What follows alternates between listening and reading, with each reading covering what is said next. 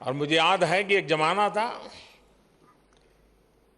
और डाकिये के संबंध में मैं समझता हूं हमारे यहां बहुत सारी बातें कही जाती हैं।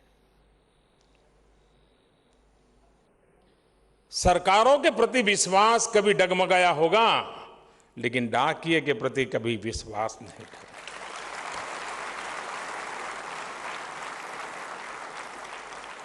बहुत कम लोगों को मालूम होगा, जो लोग ग्रामीण जीवन से परिचित होंगे उनको पता होगा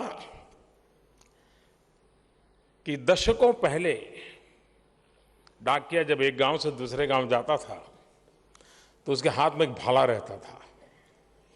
भाले पर एक घुंघरू बंधा रहता था, बेल बंधा रहता था, और वो चलता था तो घुंघरू की आवाज आती थी।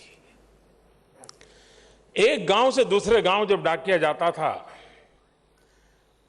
और घुंघरू की आवाज आती थी तो उस इलाका कितना ही घना हो, कितना ही दुर्गम हो, कितना ही संकटों से भरा हो, डकैत हो आते हो जाते हो, चोर लुटेरे रहते हो, लेकिन जब घुंघरू की आवाज आती थी, ये डाकिया है, कोई चोर लुटेरा उनको परेशान नहीं करता था। उन चोर लुटेरों को भी पता था कि डाकिया किसी गरीब मां के लिए मनी ऑर्डर लेके जा रहा है।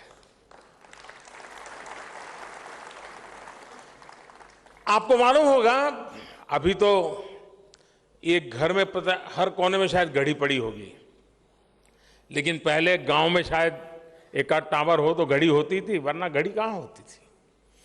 और मैं उस जिंदगी जी करके आया हूं तो मुझे मालूम है कि जो बुजुर्ग लोग अपने घर के बाहर बैठे रहते थे और जरूर पूछते थे डाकिया आ गया क्या।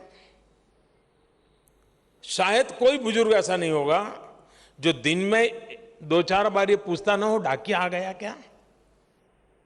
लोगों को लगता होगा कि क्या उनकी कोई डाक आने वाली, डाक तो आती नहीं, लेकिन वो डाक के लिए नहीं पूछता था। उसे मालूम था कि डाकिया आ गया मतलब घड़ी में इतना टाइम हुआ होगा। यानी समय की पाबंदी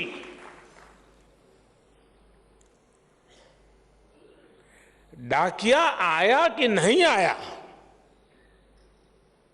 इसके आधार पर हमारी समाज व्यवस्था में तय होती। और इसलिए एक प्रकार से डाकिया हर परिवार से एक इमोशनल कनेक्ट चिट्ठियों से जुड़ा होता था, और इसलिए डाकिये को भी समाज में एक विशेष स्वीकार्यता और सम्मान प्राप्त था। आज के इस युग में टेक्नोलॉजी ने बहुत कुछ बदल दिया है, लेकिन चिट्ठियों को लेकर के डाकिया को जो भावना, जो विश्वसनीयता पहले थी, आज भी वैसी ही है। डाकिया और पोस्ट ऑफिस एक प्रकार से हमारे जीवन का, हमारे समाज का, हमारी फिल्मों का, हमारे साहित्य का, हमारी लोक कथाओं का एक महत्वपूर्ण हिस्सा रहा है। हम सभी ने अभी जो एडवर्टाइजमेंट दिखा रहे थे, डाकिया डाक लाया, ऐसे गीत दशकों तक लोगों को अपने जीवन का हिस्सा लगते रहे हैं। अब आज से डाकिया डाक लाया के साथ साथ डाकिया बैंक भी लाया है।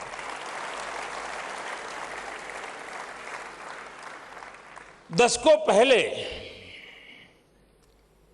मैं एक बार कनाडा गया था, तो मुझे कनाडा में एक फिल्म देखने को मिली थी, मुझे आज भी याद है। उस फिल्म का नाम था एयरमेल, और बहुत सचमुच में रोंगटे खड़े करने वाली फिल्म है। डाक के ऊपर है, और हमारे जीवन में अपनों की चिट्ठियों का जो महत्व है वह इस फिल्म की कहानी का आधार था। और फिल्म में एक हवाई जहाज था जिसमें चिट्ठियां जा रही थी, लेकिन वो दुर्भाग्य से क्रैश हो गया। इस हादसे के बाद जो हवाई जहाज क्रैश हुआ था उसमें जो चिट्ठियां थी उसको बटोर करके उन लोगों तक पहुंचाने की पूरी कथा उस मूवी में है। किस प्रकार से उन चिट्ठियों का जतन किया गया था और ऐसे जैसे किसी व्यक्ति के जीवन को बचाने के लिए कोशिश हो रही है, वैसी कोशिश डाकिये उस चिट्ठियों को बचाने के लिए कर रहे थे। हो सकता है शायद आज भी YouTube पर ये मूवी हो तो जरूर आप देखिएगा। और उन पत्रों में कितनों का दुलार था, संदेश था, चिंता थी, शिकायतें थी। चिट्ठियों में आत्मीयता ही उसकी आत्मा होता है। आज भी मुझे सैकड़ों की संख्या में हर रोज चिट्ठियां मिलती हैं। पोस्ट विभाग का भी काम बढ़ गया है मैं जब से आया हूं।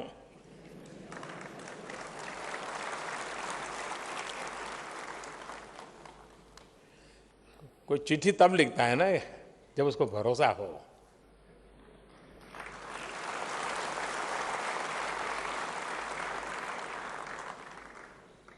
और मेरा जो मन की बात का कार्यक्रम होता है उसको लेकर के भी हर महीने हजारों चिट्ठियां आती है। ये पत्र लोगों के साथ मेरा सीधा संवाद स्थापित करते हैं।